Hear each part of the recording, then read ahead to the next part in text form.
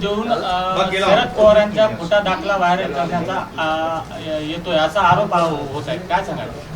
तुम्ही एक समजून घ्या, भाजपला सत्य कधीही जमत नसतं, त्यांना असत्यच जमत असतं. भाजपचे काही ट्रोल आर्मी आहे, तर त्यांचे कार्यकर्ते एका खालच्या पातळीच्या कमेंटला भाजप त्यांना 3 रुपये देते, एका लाईकला 10 पैसे देते.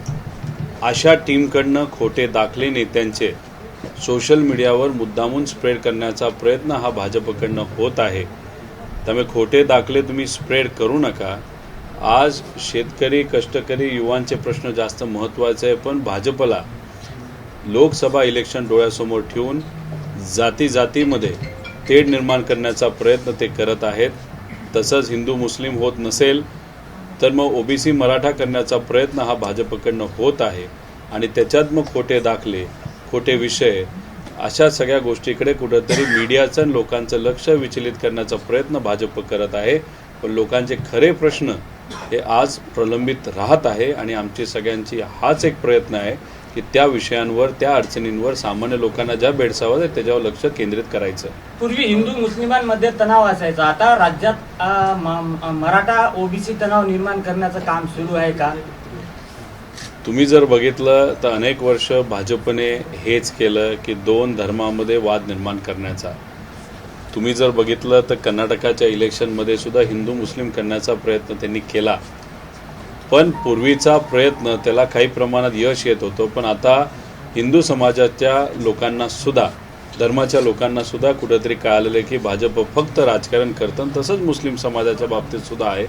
आणि अशामुळे तिथं प्रतिसाद मिळत नसल्यामुळे कदाचित असं दिसायला लागलं आहे की 2 समाजामध्ये, जसं मराठा ओबीसीमध्ये वाद मुद्दामून निर्माण करायचा आणि मग मताचे समीकरण तिथं बसवायचं आणि राजकीय पोळी भाजून घ्यायची, असा एक काही प्रमाणात प्रयत्न हा भाजपने करण्याचा सुरुवात केलं, असं काही जाणीव व्हायला लागलेली आहे. बारामतीत नेमकं कोण कोणाविरोधात लढणार? जेव्हा इलेक्शन लागेल तेव्हा आपण सांगूया. दादा, तुमच्या जामखेड मधल्या जवळा ग्रामपंचायतीच्या सरपंच आहेत सुशील आव्हाड यांनी प्रवेश केलाय. राम शिंदेनी तुम्हाला पुन्हा एकदा धक्का दिला असं सांगितलं जातं. अजून शिंदे सुद्धा भाजपात प्रवेश केलाय. नाही, अजून किती लोकांना तुम्हाला घ्यायचंय घ्या. शेवटी कसं असतं की एखादा पदाधिकारी निवडून आल्यानंतर त्याला घेणं सोपं असतं, कारण का मतं लोकांनी ते ज्यांच्याशी जवळ आहेत त्यांच्याकडे बघून देत असतात. आणि मग एखादा पदाधिकारी निवडून आल्यानंतर काही गोष्टी दिल्या जातात, काही आश्वासनं दिली जातात आणि मग ते जातात. त्यांना जायचं जाऊ द्या, पण जनता कोणाकडे हे बघण्याची जरूरत आहे. सरकारमध्ये अजित पवार गटाला विकास निधी वाटपात भेदभाव होत असल्याची तक्रार त्यांनी अमित शहांकडे केल्याची एक बातमी समोर येत आहे. स्वतः फायनान्स मिनिस्टर ते आहेत. मग फायनान्स मिनिस्टरच्याच खात्यामध्ये जर त्यांच्याच आमदारांना निधी मिळत नसेल तर मग खरा फायनान्स मिनिस्टर कोण आहे असाही प्रश्न कुठं ना कुठेतरी निर्माण होतो. नक्कीच काही ना काहीतरी वाद आहे याचा एक काही प्रमाणात अंदाज हा आपल्या सर्वांना आलेला आहे. केंद्रात जाऊन तिथं असणाऱ्या नेत्यांशी चर्चा करून तो वाद मिटेल नाही मिटेल माहीत नाही, पण लोकसभेपर्यंत तरी भाजप शिंदे गट असू द्या नाही तर आमच्यातले जे नेते भाजपबरोबर गेलेले आहेत त्यांचा 100% वापर करून घेतील लोकसभेपुरते. लोकसभा झाल्यानंतर भाजपच्या सवयीप्रमाणे त्या नेत्यांचं काय करतील हा एक खूप मोठा प्रश्न निर्माण झालेला आहे. नितेश राणेंनी तुम्हाला उत्तर दिलेलं आहे आणि तुमच्या या संपूर्ण सकाळच्या वक्तव्यावर त्यांनी उत्तर दिलं. त्यांनी सांगितलं की आजकाल राज्यात चेहरा वाचणारा नवीन ज्योतिषी आलाय. अजितदादांच्या चेहऱ्यावर काय लिहिलंय, फडणवीसांच्या चेहऱ्यावर काय लिहिलंय, यापैकी सर्वात मोठं ज्योतिषी आहे ते तुम्ही करताय. ओसाडगावचा पाटील म्हणजे रोहित पवार असं नितेश राणेंनी टीका केलेली.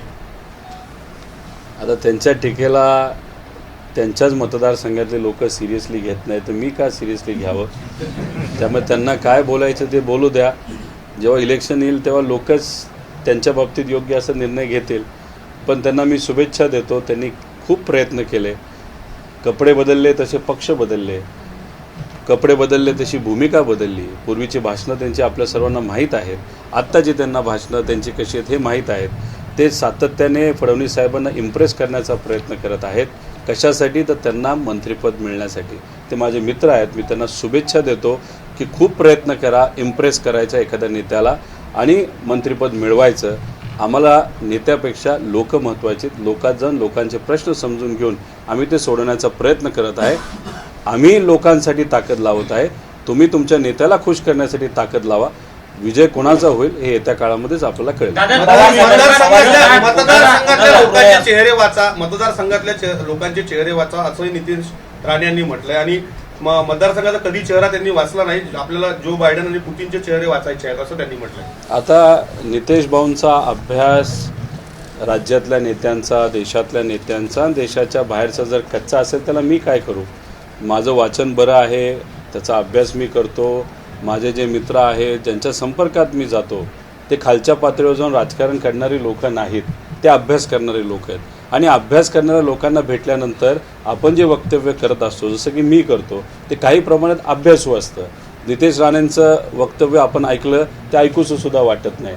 आता अभ्यासू लोकांना जर मी भेटत असेल आणि त्या पद्धतीने मी वक्तव्य करत असेल तर त्यांच्या पोटात का दुखतं हे मला सांगता येणार नाही.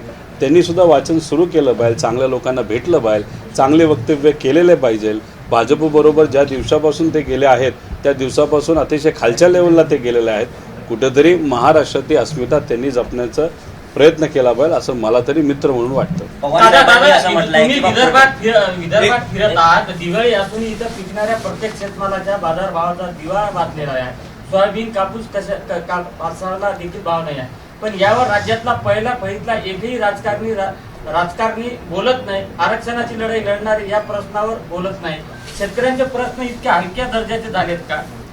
आमच्या सगळ्यांचं हेच मत आहे की आता कुठंतरी शेतकऱ्याचं, कष्टकऱ्याचं, युवांचं आणि जे काही विषय आहेत, जसं की आत्ता आपल्याशी प्रेस कॉन्फरन्स करत असताना कॉन्ट्रॅक्टवर आरोग्य विभागामध्ये काम करणाऱ्या युवांचे प्रश्न घेऊन काही संघटना इथं आलेल्या आहेत. मग हे प्रश्नसुद्धा महत्त्वाचे आहेत. आज विदर्भामध्ये बोलायचं झालं तर सोयाबीनची काय परिस्थिती आहे, कपाशीची काय परिस्थिती आहे. सोयाबीनचं उत्पादन कमी झालेलं आहे, त्याच्यावर रोग पडलेला आहे. लोक डोळ्यासमोर स्वतःच्या हाताने त्यांचं पीक तिथं जाळत आहेत, नाहीतर ट्रॅक्टरली ते गाडत आहेत. त्याच्याचबरोबर कपाशी जर बघितली तर गुडघ्यापेक्षा मोठी झालेली नाही, उत्पादन कमीच येणार आहे. आणि मग इन्शुरन्स म्हणजे विमा जो सरकारकडनं ॲडव्हान्स म्हणून सप्टेंबरमध्ये मिळाला पाहिजे होता तो अजूनही मिळालेला नाही. आणि असं म्हणण्यात येतं की 1700 कोटी रुपये काही दिवसांपूर्वी राज्य सरकारने 35 लाख शेतकऱ्यांना दिलेले आहेत. म्हणजे प्रत्येक शेतकऱ्याला 4000 रुपये मिळालेले आहेत.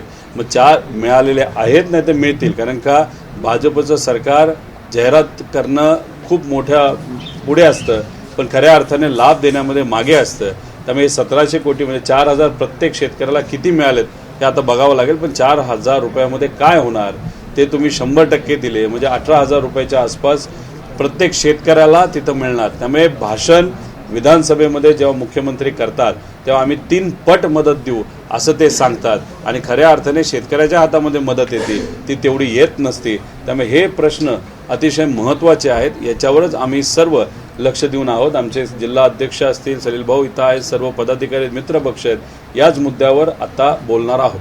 पवार साहेबांनी असं म्हटलंय की फोटो वापरू नये, पण निलेश लंके यांनी पवार साहेबांचे आणि सुप्रियांचे फोटो वापरले, ते कोण्या गटाचे समजायचे? येत्या काळामध्ये आपल्या सर्वांना कळेलच. सोयाबीनचे भाव खाली आहे, सोयाबीनचे हमी केंद्र सरकारचे सुरू झाले आहे, त्यामुळे शेतकऱ्यांची कुठेतरी व्यापारी कोंडी करतात, कमी भावामध्ये खरेदी करतात. तर त्याबाबत आपण भाजप सरकारचा तुम्ही अभ्यास केला तर त्यांच्या काळामध्ये कधीही हमीभाव केंद्र वेळेवर सुरू होत नाहीत. मुद्दामून ते उशीर करतात. त्याचं मुख्य कारण कदाचित काही व्यापाऱ्यांचा आणि त्यांचा एक संबंध कुठेतरी असावा आणि उशीर केल्यामुळे शेतकऱ्याला पैशाची जरूरत असते. दिवाळीच्या आधी घरासाठी, कुटुंबासाठी काही 4 पैसे हातात यावेत म्हणून स्वस्तात ते कुठेतरी त्यांचं धान नाहीतर सोयाबीन नाहीतर कपाशी हे विकतात आणि त्यानंतर मग कधीतरी उशीर झाल्यानंतर सरकार खरेदी केंद्र सुरू करतं आणि अशा परिस्थितीमध्ये शेतकऱ्यालाच नुकसान हे भोगावं लागतं. पण भाजपच्या काळात शेतकऱ्यांचं हित कधीही जोपासलं नाही हे आजपर्यंत आपण सर्वांनी बघितलेलं आहे. अजितदादांनी घेतली त्यानंतर अशी माहिती मिळते की शिंदे आणि पवार या गटापैकी एक गट भाजपमध्ये विलीन होणार आहे. लोकसभा झाल्यानंतर अंदाज असा आहे की शिंदे गटाचे काही आमदार हे भाजपमध्ये जाणार. तसंच आमच्यातले काही नेते जे आता पलीकडे गेलेले आहेत आणि भाजपच्या इतक्या जवळ गेलेले आहेत की त्याच्यातले सुद्धा काही आमदार हे भाजपमध्ये लोकसभेनंतर जाऊ शकतात. काही आमदार त्यांच्याबरोबर जाऊ शकतात आणि काही जे लोकातले आमदार आहेत आणि त्यांना जाणून मारून मुटकून त्या गटाने नेलं असेल तर ते परत आमच्याकडे पण येऊ शकतात. त्यामुळे लोकसभा झाल्यानंतर त्यांचा उपयोग हा भाजपला राहणार नाही. त्यामुळे लोकसभेनंतर खूप मोठे भूकंप झालेले आपल्या सर्वांना बघायला मिळते. विजय वडेट्टीवार यांनी मुख्यमंत्र्यांना पत्र दिले की धमक्या मिळाल्या म्हणून सुरक्षा वाढवावी. या सरकारमध्ये नेते सुरक्षित नसतील तर सामान्य लोक कधी सुरक्षित राहणार आहेत. फक्त मुंबईमध्ये आपण जर बघितलं तर 9 महिन्यामध्ये 1800पेक्षा जास्त केसेस महिलांच्या अत्याचारावर आहेत, रेपवर आहेत. आणि ही जर महाराष्ट्रातली परिस्थिती असेल ज्याच्यामध्ये नेते सुरक्षित नसतील आणि विरोधी पक्ष नेता जर पत्र देत असेल की माझी सुरक्षितता वाढवा, तर दुसऱ्या बाजूला आपण बघितलं तर जे आमदार शिंदेंबरोबर सत्तेत गेलेले आहेत त्यांच्यावर दरवर्षी 150 कोटी रुपये खर्च होतो. काही खासदार जे पडलेले आहेत, माजी खासदार झालेले आहेत भाजपचे, त्यांच्यावर वर्षाला 10-10 कोटी रुपये खर्च होतो फक्त सुरक्षतेवर. त्यामुळे सामान्य लोक आहेत वाऱ्यावर आणि हे सरकार आहे मस्तीत, असं कुठेतरी आपल्या सर्वांना बघायला दादा, मिळतं. तुमच्या कारखान्याला नोटीस दिली होती, बेरोजगारांना रोजगार मिळवून तुमचा कारखाना उभा झाला होता. ईडीचा वापर सरकार कशा पद्धतीने करते तुम्हाला वाटते? नाही, आता ते करणारच ना, ते करत राहतील. शेवटी दबाव तंत्र हे वापरलं जाईल आणि आपल्याला जर आपला विचार टिकवायचा असेल, पुरोगामी विचार टिकवायचा असेल, सामान्य लोकांसाठी लढायचं असेल आणि ते कितीही पुढची ताकद बलाढ्य असली तरी देशमुख साहेबांनी दाखवून दिलंय विचार जास्त महत्त्वाचे आहे. ताकद हे महत्त्वाचं नसतं, लोकांची ताकद ही त्या ताकदीपेक्षा मोठी असते. हे आज आपल्या सर्वांना ध्यानात ठेवावे लागेल. त्यामुळे लोकशाही ही दडपशाहीपेक्षा आणि आर्थिकशाहीपेक्षा खूप मोठी आहे, हे आपण सर्वांनी समजून घेतलं पाहिजे. सगळ्यांनी एकत्रित बसावं. 24 तारखेपर्यंत वेळ दिलेली आहे. चर्चा झाल्यानंतरच मार्ग काय निघतोय हे आपल्याला बघावं लागेल आणि मार्ग निघाल्यानंतर त्याच्यावर आपल्याला काही वक्तव्य करता येतील. कोल्हापूरमध्ये ऊस आंदोलन जे आहे ते पेटताना पाहायला मिळत आहे. टाकळवाडी या ठिकाणी गुरुदत्त साखर कारखान्याची तोड याची बंद केली आहे.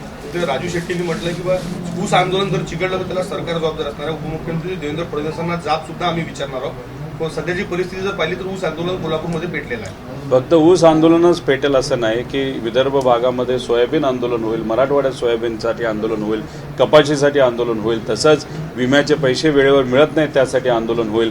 आज दुष्काळ जो काही जाहीर झाला तो सुद्धा आपल्याला अक्षरशः भीक मागावी लागली या सरकारला. 40 तालुके फक्त दुष्काळग्रस्त त्यांनी जाहीर केले होते, ते सुद्धा आता सदृश्य परिस्थितीमध्ये. त्यानंतर त्याच्यामध्ये जर आपण बघितलं तर 95% तालुके सत्तेत असणाऱ्या आमदारांचे होते. जे सत्तेत नाहीत तिथली माणसं काय माणसं नाहीत का? मग कुठंतरी भीक मागितल्यानंतर, आंदोलन केल्यानंतर, दबाव तंत्राचा वापर केल्यानंतर, मीडिया म्हणजे तुमच्या मदतीने सुद्धा सरकारचा निषेध झाल्यानंतर सरकार जागं झालं आणि मग त्यांनी इतर तालुके या यादीमध्ये, दुष्काळच्या यादीमध्ये घेतलेले आहेत. पण त्याच्यामध्ये सुद्धा खूप मोठा बेनिफिट, फायदा शेतकऱ्याला होईल असं नाही. आमच्या सगळ्यांची अजून एक मागणी आहे की शेतकऱ्यांना एकतर तुम्ही मोबदला वाढवून द्या या दुष्काळ योजनेच्या अंतर्गत. त्याच्याचबरोबर जे युवा आहेत, मुलं आहेत, मुली आहेत, शेतकऱ्याची, कष्टकऱ्याची, जी आज शाळेत आहेत, कॉलेजमध्ये आहेत आणि शेतकऱ्याच्या हातामध्ये पैसा नसल्यामुळे त्यांच्या शिक्षणाला अडचण येण्याची भीती आता आपल्याला वाटायला लागलेली आहे. तर त्या मुलांची फी सुद्धा या सरकारकडनं माफ झाली पाहिजे अशी मागणी आम्ही सर्वजण इथं करतो. एबीपी माझा, उघडा डोळे बघा नीट.